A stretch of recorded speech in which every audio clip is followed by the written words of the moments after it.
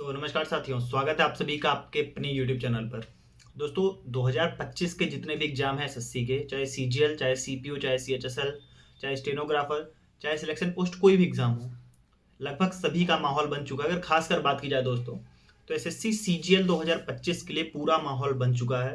आप देख रहे होंगे टेक्स्ट बुक पे लाइव मॉक भी आने लगा है। सारे टीचर्स अब सीजीएल 2025 की बात करना स्टार्ट कर दिए हैं। 18 तारीख को सीजीएल मेंस 2024 का एग्जाम हो जाएगा और मेरा भी एग्जाम है मेंस का।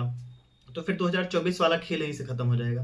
फिर जो बचेगा वो 2025 का ही बचेगा दोस्तों। तो आज की इस वीडियो में मैं कुछ इंपॉर्टेंट चीजें आपसे डिस्कस करना चाहता हूँ। जो भी मेरे भाई फ्रेशर होंगे, चाहे चाहे रिपीटर होंगे, जो लोग फ्रेशर होंगे वो लोग खासकर सुनिएगा कि 2025 के एग्जाम में अगर आपको 150 प्लस स्कोर करना है तो क्या चीजें आपको ध्यान रखनी है। अगर आप सिलेक्शन लेना चाहते हैं 2025 में, प्री का एग्जाम क्वालिफाई करना चाहते हैं, तो आपको 150 प्लस तो स्कोर करना ही पड़ेगा। हर हाल में 150 प्लस स्कोर करना पड़ेगा। ये बिल्कुल सोचना छोड़ दीजिए कि मैं 130, 135, 40 स्कोर करके प्री का एग्जाम क्वालिफाई कर लूंगा, क्योंकि आज की डेट में प्री का एग्जाम ही क्वालिफाई करना बहुत मुश्किल हो गया है। मेंस की तो बात छोड़ दीजिए, पहले प्री का ही कट ऑफ क्वालिफाई करना बहुत मुश्किल हो जा रहा है, क्योंकि इतनी ज्यादा कट ऑफ जा रही है दोस्तों।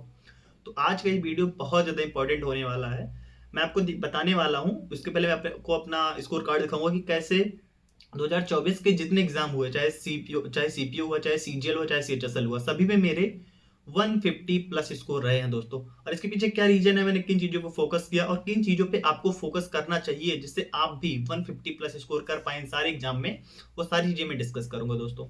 सबसे पहले देखिए, मैं आपको दिखाता हूँ। सबसे पहला एग्जाम जो 2024 में हुआ था एसएससी का, जो मैंने दिया था, वो था सीपीओ 2024 का। मेरे पहले आपको मेरा स्कोर कार्ड दिख रहा होगा जिसमें 157 प्लस स्कोर है मेरे। आप लोगों ने देखा दूसरा एग्जाम जो मैंने दिया था 2024 में, वो है सीएचएसएल का, सीएचएसएल 2024, जिसमें देखिए इसमें भी 150 प्लस मेरे स्कोर है। अब तीसरा एग्जाम जो मैंने दिया था वो था सीजीएल 2024, और देखिए इसमें भी मेरे 150 प्लस स्कोर है दोस्तों। तो इसके पीछे क्या रीजन रहा, मैंने किन चीजों पे फोकस किया कि ये तीनों के एग्जाम के प्रीलिम्स मेरे आसानी से क्वालिफाई हुए हैं। उसके पीछे कुछ रीजन है। आप लोग पूरा वीडियो देखिएगा, मैं आप लोग को पॉइंट बाय पॉइंट सारी चीजें डिस्कस करूंगा। और जितने भी मेरे भाई हैं, खासकर जो फ्रेशर हैं, जो पहली बार एग्जाम देने जा रहे हैं, वो लोग अगर इन सारी चीजों पे फोकस करेंगे, इन सारी चीजों को अपने ध्यान में रखते हुए तैयारी करेंगे, तो आपको बहुत ज्यादा फायदा होने वाला है दोस्तों। उससे पहले मैं बता दूं साथियों, जितने भी मेरे भाई अगर चैनल पर नए होंगे, आप लोग सब्सक्राइब कर लीजिए। जितने भी इंपॉर्टेंट अपडेट्स होते हैं, जितने भी इंपॉर्टेंट आपके लिए इन्फॉर्मेशन होती है, वो सारी चीजें मैं अपने यूट्यूब चैनल पर बताता रहता हूँ। मैं एसएससी सीपीओ 2024 की मेंस की तैयारी कर रहा हूँ, क्योंकि सीपीओ ही मेरा अल्टीमेट टारगेट है। सीपीओ के अलावा मैंने सीजीएल और सीएचएसएल का भी प्री क्वालिफाई किया, आप लोगों ने देखा, लेकिन मैंने सीएचएसएल का मेंस छोड़ दिया और सीजीएल का मेंस मैं दूंगा, लेकिन उतना फोकस तैयारी नहीं है मेरी। मेरा मेन टारगेट सीपीओ है दोस्तों। मेरा टेलीग्राम चैनल का लिंक आपको कमेंट सेक्शन डिस्क्रिप्शन बॉक्स में मिल जाएगा, जहां पर करीब 1700 या 1800 के करीब मेरे भाई जुड़े हुए हैं। आप लोग वहां जुड़ जाइए। आपके कोई भी डाउट होंगे, कोई भी आपके जो भी आपकी समस्याएं होंगी, आप वहां डिस्कस कर सकते हैं। इसके अलावा जितने इंपॉर्टेंट अपडेट्स हैं, पीडीएफ हैं, किसी भी बुक की पीडीएफ हैं, वो सारी चीजें अपने टेलीग्राम चैनल पर देता रहता हूँ। तो वो आप लोग वहां पर ज्वाइन हो जाइएगा दोस्तों। आपको लिंक डिस्क्रिप्शन या फिर कमेंट सेक्शन में मिल जाएगा। अब दोस्तों मैं बताता हूँ, देखिए कुछ ऐसी चीजें होती हैं प्रीलिम्स के एग्जाम को क्वालिफाई करने के लिए, जिसपे आपको सबसे ज्यादा फोकस करना होता है। 4 सब्जेक्ट होते हैं प्री के एग्जाम में, आप जानते हो। प्री और मेंस लगभग अब सेम ही हो गया है, दोनों में अब 4 सब्जेक्ट पूछे जाते हैं। मेंस में कंप्यूटर अलग से हो जाता है। अगर मैं सीजीएल सीएचएसएल की बात करूँ, सीपीओ में सिर्फ इंग्लिश ही आती है मेंस के एग्जाम में।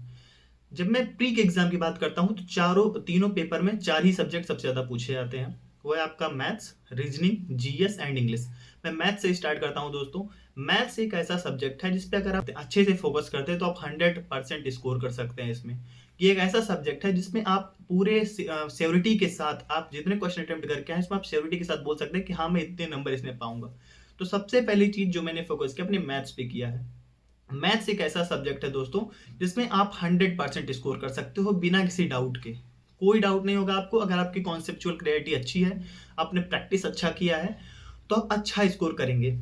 तो मैथ्स सबसे पहला कि मैथ्स आपको सबसे ज्यादा फोकस करनी है। दूसरा आ जाता है आपका इंग्लिश। इंग्लिश में दोस्तों क्या होता है कि इंग्लिश का जो सब्जेक्ट है आज की डेट में अगर बात की जाए, चाहे मेंस का एग्जाम हो गया, चाहे प्री का एग्जाम हो गया, वो सारी चीजें इंग्लिश से ही डिसाइड हो रही है आपका सिलेक्शन। अगर मैं सीपीओ की बात करूं, तो सीपीओ में तो सिर्फ सिलेक्शन ही इंग्लिश पे डिपेंड करता है, क्योंकि 400 में से 200 प्री मेंस में, 200 नंबर का इंग्लिश मेंस में आती है और 50 नंबर की इंग्लिश प्री में आती है। तो 250 नंबर की इंग्लिश 400 में से सिर्फ सीपीओ में आ रही है, सिर्फ इंग्लिश का ही। तो इंग्लिश पे आपको सबसे ज्यादा फोकस करना है। अगर मैं बात करता हूँ आपके सीजीएल में तो 135 नंबर की इंग्लिश आती है, सीएचएसएल में 130 नंबर। तो इंग्लिश पे आपको सबसे ज्यादा फोकस करते हुए चलना है। इसके लिए आपको इंग्लिश को 3 भाग में डिवाइड करना है। पहला ग्रामर, दूसरा आपका होता है वोकैब और तीसरा कॉम्प्रिहेंशन। इन तीनों में से ग्रामर और वोकैब तो आप आसानी से कर ले जाएंगे। आपको सबसे ज्यादा जो दिक्कत होने वाली है कॉम्प्रिहेंशन पे। तो कॉम्प्रिहेंशन सेक्शन के लिए आपको अलग से टाइम देना है। अब आप कहेंगे कि प्री के एग्जाम में तो कॉम्प्रिहेंशन का उतना वेटेज है नहीं, भाई प्री में नहीं है, लेकिन प्री के साथ ही अगर आप मेंस की तैयारी करेंगे तो आपका सिलेक्शन एकदम श्योर हो जाएगा। और 150 प्लस अगर स्कोर करना है आपको प्री के एग्जाम में तो कॉम्प्रिहेंशन सेक्शन पे उतना ही फोकस करना पड़ेगा आपको। इंग्लिश पे जितना बेहतरीन फोकस आप करेंगे आपके लिए उतना ज्यादा बेनिफिशियल होगा। प्री के एग्जाम में सबसे ज्यादा वेटेज जो होता है वो आपका वोकैब का होता है। वोकैब के लिए आप ब्लैक बुक या फिर किसी टीचर से आप पढ़ रहे हो तो उसकी बुक को आप फॉलो कर सकते हैं, फिर कोई भी बुक आपके पास हो आप उसको फॉलो कर सकते हैं। ग्रामर के लिए नीतू मैम की वॉल्यूम 1 बुक आप फॉलो करिएगा दोस्तों। मैथ्स का मैंने बताया किसी टीचर की आप बैच अगर ले होंगे उससे फॉलो करिएगा, अदरवाइज यूट्यूब पे बहुत सारे कंटेंट फ्री में अपलोड है जहां से आप उसको कंप्लीट कर सकते हैं। अभी मैं आगे और भी चीजें आपको बताने वाला हूँ जो आपके जो कहते हैं ना आइसिंग ऑन द केक या चेरी ऑन द केक, उसका काम करेगी, सोने पे सुहागा वाला। तो मैथ्स और इंग्लिश का मैंने बता दिया दोस्तों। मैथ और इंग्लिश के अलावा तीसरा सबसे इंपॉर्टेंट टॉपिक है वो है रीजनिंग। रीजनिंग का जो सिलेबस है दोस्तों, अगर प्री के एग्जाम की बात की जाए खासकर एसएससी के एग्जाम में तो काफी लो है। उसको आप आसानी से बिना किसी टीचर का कोर्स परचेज किए आसानी से अच्छा स्कोर उसमें कर सकते हैं। केवल टेस्ट देकर आप अपने रीजनिंग को कंप्लीट कर सकते हैं दोस्तों। खासकर मैं प्रीलिम्स एग्जाम की बात कर रहा हूँ दोस्तों। कुछ चैप्टर्स ऐसे होते हैं रीजनिंग में, जैसे डाइस हो गया, कैलेंडर हो गया, क्लॉक हो गया, इनको आपको पढ़ना पड़ सकता है जिसको आप आसानी से यूट्यूब से कंप्लीट कर सकते हैं। हालांकि कैलेंडर और क्लॉक के क्वेश्चन अब एसएससी में पूछे नहीं जाते हैं, डाइस क्वेश्चन आते हैं तो काफी आसान टॉपिक होता है दोस्तों। तो रीजनिंग दोस्तों आप केवल टेस्ट देकर कंप्लीट कर सकते हैं, और टेस्ट में भी प्रीवियस ईयर के क्वेश्चन को आप अटेम्प्ट कीजिए, क्योंकि कोई भी टेस्ट आपके रियल एग्जाम के लेवल को डिफाइन नहीं कर सकता है। तो प्रीवियस ईयर के टेस्ट को आप अटेम्प्ट कीजिए, उसी से आपके सारे टॉपिक कंप्लीट हो जाएंगे रीजनिंग के लिए। और दोस्तों टेस्ट के लिए मैं आपको बता दूं सबसे ज्यादा रिलायबल प्लेटफॉर्म है वो है टेक्स्ट बुक। टेक्स्ट बुक पे प्रीवियस ईयर के क्वेश्चन आपको सारे मिल जाएंगे। और अभी मैं आपको बता दूं कि टेक्स्ट बुक एक नया यूनिक फीचर लेकर आया है जो कि है text book Pass Pro max. दोस्तों text book Pass Pro max में आपको प्रीवियस ईयर के क्वेश्चन मिलेंगे। जो भी मेरे भाई अगर नए होंगे उनको स्टडी नोट्स मिल जाएंगे, चाहे जिस एग्जाम की आप तैयारी करने चाहते होंगे वहां पर आपको स्टडी नोट्स उसके मिल जाएंगे। इसके अलावा समाधान एआई आर्टिफिशियल इंटेलिजेंस के जरिए किसी भी क्वेश्चन जो आपको नहीं आता है उस पर आप उसकी फोटो अपलोड कीजिए, फिर उसको लिखकर अपलोड कीजिए, आपको वहां पर उसका डिटेल्ड सोल्यूशन मिल जाएगा दोस्तों। तो ये text book Pass Pro max का नया फीचर है। जो भी मेरे भाई टेक्स्ट बुक का पास लेना चाहते होंगे तो आप लोग टेक्स्ट बुक पास या फिर पास प्रो ना खरीद के Testbook Pass Pro max खरीदिएगा।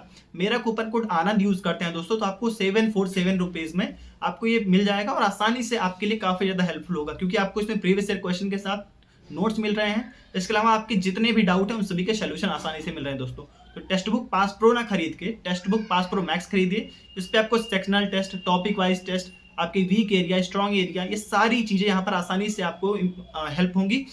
और दोस्तों जैसे कि मैंने बताया आपको मैथ्स के लिए, तो मैथ्स की भी जब आप तैयारी करेंगे तो मैथ्स के जितने भी क्वेश्चन है, मान लीजिए आपने परसेंटेज पढ़ा, परसेंटेज का टॉपिक वाइज या फिर सेक्शनल टेस्ट आपको टेक्स्ट बुक मिल जाएगा, वहां से उसको आप अटेम्प्ट कीजिए, जिससे आपकी तैयारी में काफी ज्यादा इंप्रूवमेंट होगी।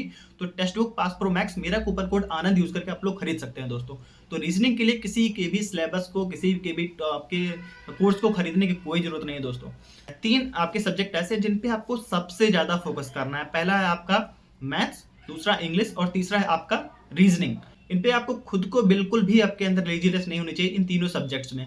चौथा जो सब्जेक्ट है वो है आपका जीएस, जिससे सभी की हालत खराब रहती है, मेरी खुद भी हालत खराब रहती है। अगर आप लोगों ने मेरे स्कोर कार्ड को ध्यान से देखा होगा तो सबसे ज्यादा कम स्कोर जो रहा है मेरा जीएस में ही रहा है। भाई जीएस थोड़ा चैलेंजिंग हो जाता है क्योंकि ये बहुत वास्ट सिलेबस है, पता नहीं चलता कि कहाँ से शुरू करें और कहाँ पे खत्म होगा, लेकिन इसको आप इग्नोर बिल्कुल नहीं कर सकते हैं। मैंने जीएस के लिए फॉलो किया था परमार सर को, जिससे मुझे काफी ज्यादा फायदा हुआ है दोस्तों। तो परमार सर से अगर आप चाहें या फिर कोई भी टीचर जो आपको पसंद है आप उससे जीएस पढ़ सकते हैं, लेकिन जीएस पे आपको इतना भी टाइम नहीं दे देना है कि इन तीनों सब्जेक्ट पे आपका टाइम कम हो जाए। जीएस को आपको पैरेलली लेकर चलना है। अगर आप मेंस के एग्जाम की बात करें तो उसमें जीएस का काफी बड़ा रोल हो जाता है, तो जीएस को इग्नोर बिल्कुल नहीं करना है।